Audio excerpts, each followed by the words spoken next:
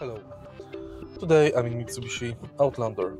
In this video I'll show you how to navigate through instrument cluster display. Navigate through instrument cluster menu, take a look behind left side of the steering wheel. Right here we've got this button. Press it and here you can find current fuel consumption, echo, score,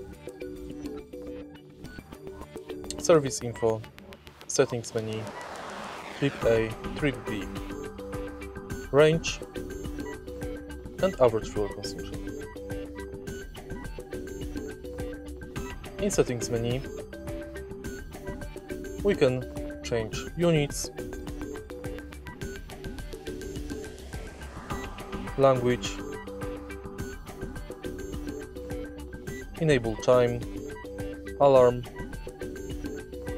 change turn signals mode, enable echo score, we can reset tire pressure and reset service info.